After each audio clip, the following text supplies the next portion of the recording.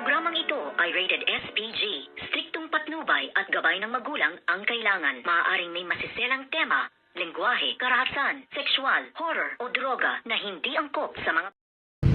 Good morning mga kachikas and welcome sa aking munting channel. Narito po ang ating mga pakaabangan dito nga sa nalalapit na pagtatapos ng Shining Inheritance. Pumasok na nga itong si Lola Aurea na siyang ikinabigla at ikinagulat nga nitong si Attorney Charlie na ngayon ay hindi siya makapagsalita dahil may kasama ngang isang mahusay na abogada ito ngang si Lola Aurea, at dito nga ay nasampal sa pagmumukha ng mga sinabi nitong si Attorney kaya Attorney Charlie Pulpul, at sinabi nga dito na ang lahat ng donation, deed of sale of donation ay wala siyang kwenta at walang kabisa-bisa dahil ang lahat nga ng ito ay isang fake lamang, kung kaya't dito nga ay hindi makapaniwala itong si Attorney Charlie na naisahan nga siya nitong si Lola Aurea kasama nga itong si Juana, si Yuan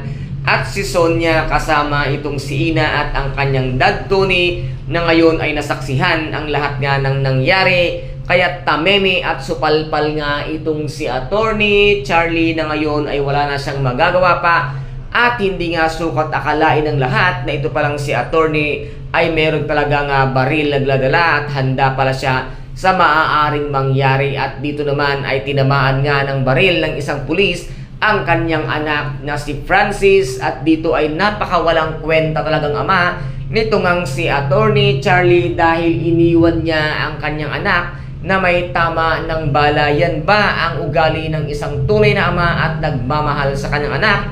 Hahayaan mong mamatay at napabayaan ng anak mo sa bingit ng kamatayan para lamang mailigtas ang kanyang kabulukan at kasinungalingan. Kaya't ngayon, ito guys ang ating pakaabangan kung paano na muling magsasalita at magagalit itong si Francis sa kanyang amang si Attorney Charlie dahil sa ginawang pag-abandona sa kanya nang tinamaan siya ng bala ng baril. Kaya guys, ito po ang ating pakaabangan sa nalalapit na pagtatapos ng Shining Inheritance. Kung nagustuhan po ninyo ang aking videos for today, paki-subscribe na lamang po ng aking channel, paki-like and share para maging update kayo sa lahat ng gagawin kong videos. Maraming salamat po.